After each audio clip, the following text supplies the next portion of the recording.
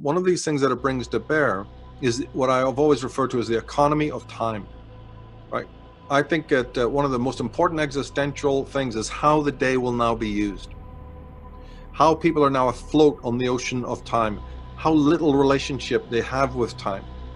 When you are institutionalized, when the superego, which is an equivalent, the psychological equivalent of the left brain, is guiding you with that script, with that manual, with that A to Z manual, then you know where your parking place is, you know what your daily schedule is, and you're abusing time.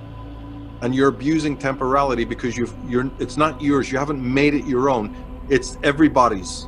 Right? It's what is known in German as das Mann. It's everybody's. It's the everyone's calendar or schedule. Christmas is at Christmas. Mother's Day is at Mother's Day. I've got the birthdays, and we got this ceremony and Father's Day and Mother's Day. And we arrange the clock so that we don't have to actually experience time at all. And when some people ask me, Michael, how do you do all the work you do? And all, how do you find the time? I don't find it. I made it.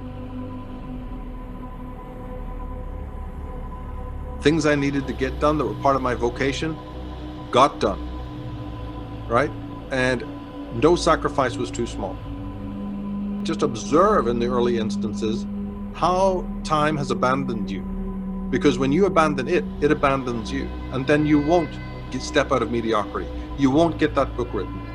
You won't get, those things organized. You won't have that thought taking through beautifully from its inception, through its middle, through its contradictions, and then to its conclusion. You won't ever experience that in your life. What you will experience, well, I don't need to paint pictures, everybody knows. And that is the road that's laid out for you by the midwell, by the collective, by the superego, by the left brain. And so it's quite a journey to be able to step out of that.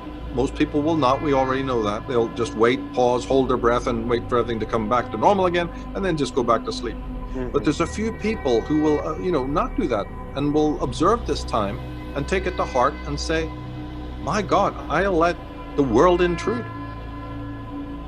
I never knew the luxury of giving myself that rest, giving myself that space, giving myself that time. Because the daily schedule has usurped it or impersonated it. And then all of the different successes and triumphs that you think you've attained in that, field of time will never be there on your deathbed. It will not matter. Because you haven't owned temporality in the existentially authentic way. So that's another piece in the toolkit for people to work with time, to embrace time, to apologize to time.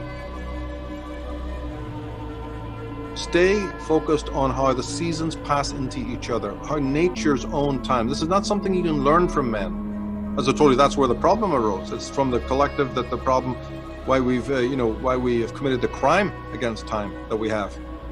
And there's a whole apology to time.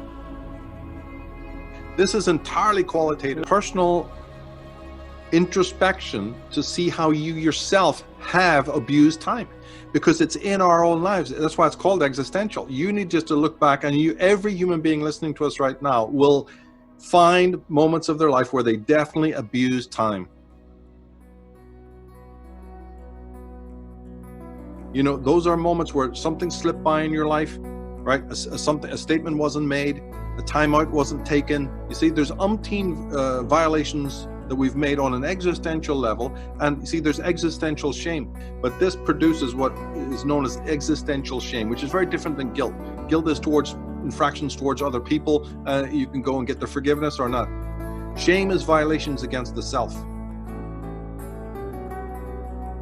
which is a totally different dynamic and which causes a different kind of pathology, which psychologists today couldn't, actually they've probably never been really interested, except for a very small window of time just after Freud. Basically it fell, and the champions in America who tried to champion it, they weren't heard. So we're into guilt, and we're into fixes in pharmacology, and it hurts doc, quickly, fix it. The whole real psychoanalysis, psychology, which deals with this existential shame of the crimes we've committed to ourselves, right? That is null and void today, and I try to make it a key part of what I'm, into. But one of these that stands out is our whole, what's called temporality, our relationship with the time how we've objectified it, how we pushed it away, how we violated it constantly, and how we do have a quotient of shame, actually. A very new concept of people who are totally unfamiliar with this, but nevertheless, there's a shame there that at some point has to be negotiated. It's part of what's known as the underworld journey, but never to lose sight of that, as you said, that grounding, that self-reference. And people don't have self-reference. They've got world reference. They've got persona reference. How's my mask doing? How am I looking now? Am I getting those successes? Keep polishing that badge, right? To work with time, to embrace time, to apologize to time,